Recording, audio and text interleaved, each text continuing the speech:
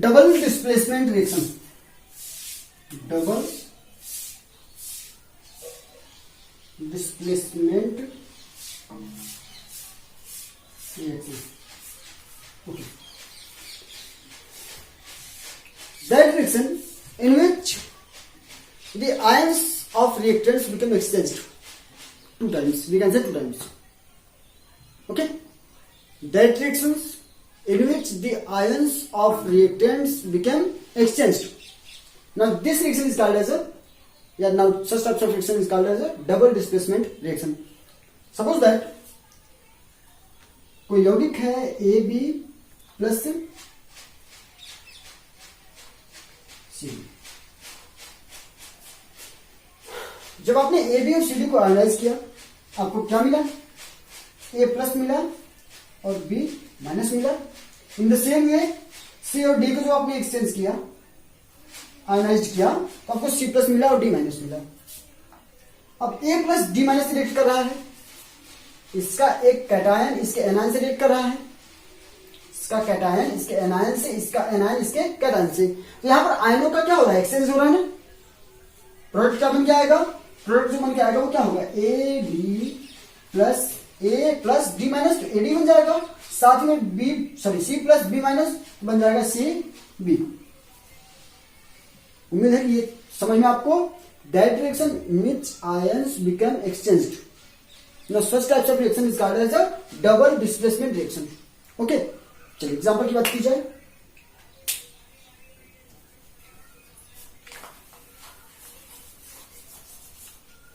Suppose that Na2SO4 reacts with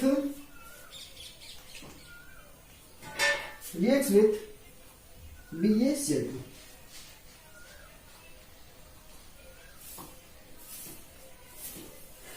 Okay, Na2SO4 reacts with BaCl2. We have already discussed about that. The ions became exchanged. First of all, break it into ions. You will find two Na plus and SO4, 2 minus, sodium ion plus sulfate ion, and here you will find Ba2 plus and 2Cl minus. Na plus reacts with 2Cl minus and form NaCl. Na plus reacts with Cl minus and form NaCl. In the same way, Ba2 plus reacts with SO4 and form BaSO4. Barium sulfate. Sodium sulfate reacts with barium chloride and forms sodium chloride and BaCl. SO4 means barium sulfate. Okay. Let's discuss about another example.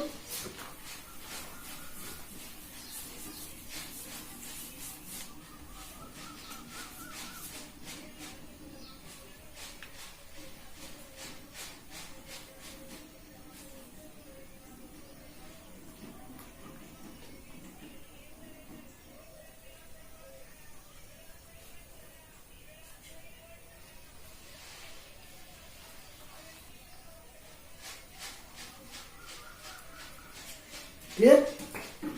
AgNO3 reacts with NaCl and form AgCl and NaNO3. Silver nitrate reacts with sodium chloride and form silver chloride and sodium nitrate. Okay, another example.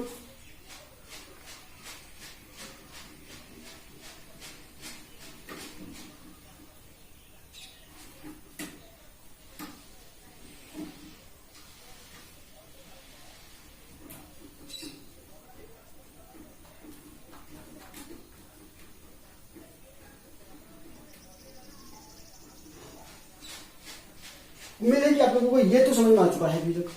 Double displacement reaction समझ गए. चलिए एक बार quick revision लेते हैं हम लोग total का.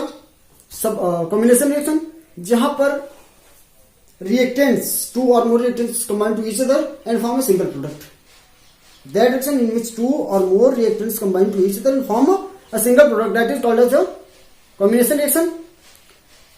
Decomposition reaction, that reaction in which a single reactant break down into two or more products, that is called decomposition reaction. And in displacement reaction, a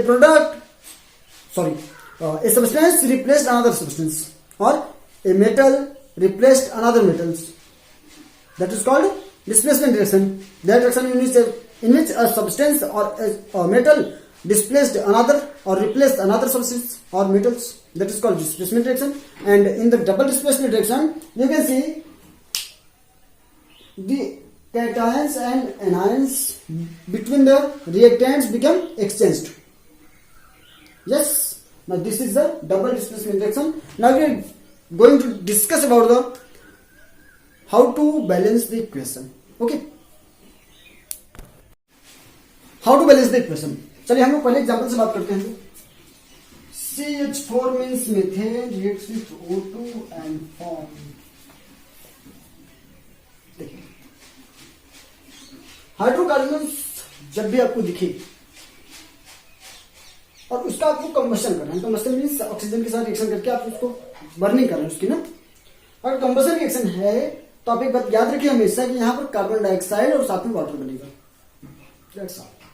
मैंने क्या बात की कि अगर हाइड्रोकार्बन्स हैं, those compounds which are made up of carbon and hydrogens, that are called hydrocarbons.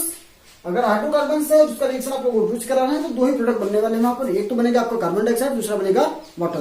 बना लीजिए फटाफट. एक तो बन गया कार्बन डाइऑक्साइड और साथ में बन गया. अब करने की बात आई क्या, बैलेंस. देखिए बैलेंस है ये. हीट एंड ट्रायल मेथड का यूज करेंगे हम लोग. And first thing is that आपको जो एटम मैक्सिमम दिखे सबसे पहले उसको बैलेंस करोगे. बैलेंस हो जाएगा, बड़ी इजीली हो जाएगा. फिर ये मैंने क्या बोला कि जो एटम्स आपको मैक्सिमम दिखे उसको सबसे पहले आप बैलेंस कर लो. तो यहां पर आपको दिख रहा है हाइड्रोजन सबसे मैक्सिमम है ना. मैक्सिमम कितना है यहाँ पर 4 हाइड्रोजन है. यहां पर कितना है 2 हाइड्रोजन है. बैलेंस कर लो इसको आप. उसी स्टेप में बता रहे हैं. चलिए छोड़िए, दूसरे स्टेप में करते हैं. CH4 plus O2 CO2. साथ में क्या किया, यहाँ पर केवल 2 हाइड्रोजन थे, इसको हमें 4 करना था, 2H2 कर दिया. अब देखिए शायद हो गया. देखो यहां पर single carbon, carbon equal to 1, carbon equal to 1, hydrogen 4, hydrogen 4, hydrogen 4, oxygen 2, 2 oxygen 4, oxygen 4. तो आप इसको कर दीजिए 2. अब हो गया ना, अब हो गया कंप्लीट. देखिए हो गया बैलेंस. समझ में आया. एक चीज और कर लीजिए. जब भी आपने बैलेंस कर लिया और आप इसमें इसकी फिजिकल स्टेट बता सकते हैं तो प्लीज आप लोग इसमें जरूर बता दीजिए. मैंने क्या बोला कि बैलेंस कर लिया आपने रिएक्शन को, और अगर आपको रिएक्टेंट्स एंड प्रोडक्ट के फिजिकल स्टेट पता है तो आप क्या करो, उनकी फिजिकल स्टेट को एट अ टाइम लिख दो. जैसे मैंने बात की कि CH4 क्या है, CH4 होता है गैस. मेथिल गैस होती है ना, तो आप लिख लो गैस. ऑक्सीजन गैस होती है, पता ही है आपको. यहाँ पर भी आपने लिख दिया गैस. कार्बन डाइऑक्साइड क्या होती है, गैस होती है. और H2O लिक्विड भी होता है, वेपर भी होता है. रिएक्शन में आप लिक्विड भी लिखेंगे तो भी सही है, वेपर लिखेंगे तो भी सही है. वेपर मीन्स गैस ही होता है ना, तो आप गैस लिखेंगे तो भी सही है और लिक्विड लिखेंगे तब भी सही है. तो आपकी मर्जी. यहाँ पर हम लोग फिर से इसको गैस लिख रहे हैं. गैस ज्यादा बेटर माना जाएगा, क्योंकि जब भी ये कंबशन रिएक्शन करेंगे आप लोग तो वाटर जो बनेगा वो लिक्विड फॉर्म में नहीं बनेगा, वो तो वेपर फॉर्म में बनेगा ना, उसको लिक्विड में चेंज कर पाएंगे फिर बाद में. तो उम्मीद है कि ये चीजें समझ में आई. तो पहला मैंने बहुत ही इजी रिएक्शन से स्टार्ट किया. CH4 का कंबशन रिएक्शन, CO2 बना, वाटर बना. मैंने बताया आपको ये बातें. साथ में इसका हमने बैलेंस कर लिया इसको. क्लियर. मैंने बताया कि जिसके एटम सबसे मैक्सिमम है उसको आप लोगों ने सबसे पहले बैलेंस किया, उसके बाद इसके आपने फिजिकल स्टेट को लिख लिया. हो गई हमारी रिएक्शन को बैलेंस. रिएक्शन बैलेंस हो गया हमारा. नेक्स्ट की बात की जाए.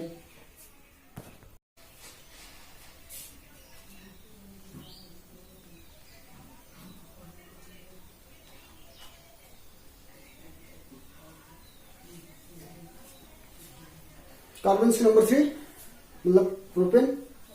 प्रोपेन का फिर से हम लोग कम्बशन कर रहे हैं। प्रोडक्ट आपको पता है क्या क्या बनने वाला है, क्योंकि मैंने पहले बात कर ली कि अगर हाइड्रोकार्बन से और ऑक्सीजन के साथ रिएक्शन करा रहे हो 2 ही प्रोडक्ट बनेंगे। कौन कौन से बताओ? कार्बन डाइऑक्साइड और वाटर। Very good. आगे अब हाइड्रोजन 8 है, 8 है तो इसको भी ऐड कर लिया जाए। C3H8 plus O2 CO2 plus plus plus plus plus plus 4H2 हो गया ना। ऑक्सीजन को बैलेंस करिए, यहां पर 2, यहां पर 4, 6 ऑक्सीजन, यहां पर 2, 6 ऑक्सीजन। बैलेंस हो गया। फिजिकल स्टेट लिखना है, लिख दीजिए। ये हो गया गैस, ये हो गई गैस, ये भी हो गई गैस, और साथ में फिर से ये भी हो गई गैस। उम्मीद है कि समझ में आ रहा है आपको। हीट एंड ट्रायल मेथड का यूज कर रहे हैं हम लोग। दोनों तरफ आपको एटम देखना है, डायरेक्ट मल्टीप्लाई करके सॉल्व कर देना है। नेक्स्ट की बात की जाए, अब जानते हैं कि मैग्नीशियम को की जब बर्निंग की जाती है तो क्या बनता है? मैग्नीशियम ऑक्साइड बनता है। वो जो व्हाइट प्रेसिपिटेट बनता है ना, मैग्नीशियम ऑक्साइड। रिएक्शन देखिए आपको, मैग्नीशियम हुआ, इसका आपने ऑक्सीजन के साथ रिएक्शन कराया, मिला क्या आपको? Magnesium oxide. ठीक। अब रिएक्शन में देखिए, यहाँ पर मैग्नीशियम 1 है, यहाँ पर मैग्नीशियम 1 है, ऑक्सीजन यहाँ पर 2 है, और यहाँ पर कितने? 1 है। तो बैलेंस करने के लिए कभी भी इसको आप MgO2 मत लिखिए, ये गलत होगा। क्यों गलत होगा? मैग्नीशियम का इलेक्ट्रॉनिक कॉन्फिगरेशन कर दीजिए आप तुरंत। मैंने लास्ट वीडियो में मैंने इलेक्ट्रॉनिक कॉन्फिगरेशन बताया आप लोगों को। जिन लोग बच्चों ने अभी तक नहीं देखा वो जाकर के इलेक्ट्रॉनिक कॉन्फिगरेशन देख लें, वहां से मैंने वैलेंसी निकालना भी सिखाया है। अब तुरंत वैलेंसी निकाल पाएंगे। मैग्नीशियम 12 होता है, ध्यान से देखिएगा। Magnesium 12, 1s2, 2s2, 2p6, 3s2, 3s2। That's all. Okay. 2 + 2 = 4 + 6 = 10 + 2 = 12 है ना। यहाँ पर 12 ही है। अब 3s2 हमारा आउटर मोस्ट शेल हो गया। आउटर मोस्ट शेल को हम लोग वैलेंस शेल बोलते हैं। वैलेंस शेल में जो इलेक्ट्रॉन्स होते हैं उसी को हम लोग वैलेंसी बोलते हैं, अर्थात इसकी वैलेंसी 2 है। चलिए, ऑक्सीजन सॉरी मैग्नीशियम की वैलेंसी कितनी मिली हमको? 2 मिली। क्लियर। ऑक्सीजन का देखिए, दिख रहा है ना यहाँ तक? ठीक। ऑक्सीजन की वैलेंसी क्या है? 8, 1s2, 2s2, 2p4। ठीक। आउटर मोस्ट शेल में 2 + 4 इलेक्ट्रॉन्स में 6 इलेक्ट्रॉन्स, 8 कंप्लीट होने में 2 इलेक्ट्रॉन्स की वैलेंसी है, अर्थात इसकी भी वैलेंसी हो गई 2। वैलेंसी हो गई 2। और अगर वैलेंसी दोनों की इक्वल है तो बड़े आराम से ये दोनों इक्वल रेशियो में ऐड हो सकते हैं। तो आपने देखा एक मैग्नीशियम के साथ 1 ऑक्सीजन जुड़ गया, जबकि यहां पर आप देख रहे हैं कि 1 मैग्नीशियम के साथ आपने 2 ऑक्सीजन को लगा दिया। मतलब ऑक्सीजन की वैलेंसी तो 4 कर दिया आपने, लेकिन मैग्नीशियम की तो केवल 2 है। तो रिएक्शन पॉसिबल है? कभी पॉसिबल नहीं है। अब समझिए, नेक्स्ट स्टेप की बात कीजिए कि ऐसा तो आप कर नहीं सकते। मतलब ये कि जो कॉफिशिएंट आपको ऐड करने हैं वो यहां ऐड करने हैं, न कि यहां कर रहे हैं आप। तो अगर आपने यहां पर ऐड किया, इसको इरेज कर दें, समझ में आया ना? इसको इरेज कर देते हैं अभी हम। ठीक। चलो, तो अगर आपने क्या किया, Mg + O2 2MgO कर दिया इसको आपने। ठीक। इसको आपने 2MgO कर दिया। अब ये वैलेंस हो गया क्या? नहीं, मैग्नीशियम को बैलेंस करना है तो यहाँ पर 2 आपने लगा दिया। Now this reaction become balanced. समझ गए? मैग्नीशियम क्या होता है? सॉलिड। ऑक्सीजन क्या होता है? Gas. And manganese oxide white precipitate बनता था ना, आपने देखा है। तो ये क्या हो गया फिर से आपका सॉलिड। ये हो गया इसकी फिजिकल स्टेट, और ये रिएक्शन भी हमारा हो गया बैलेंस। ये सेकंड एग्जांपल था और ये हमारा थर्ड एग्जांपल। चलिए फोर्थ की एग्जांपल की बात की जाए।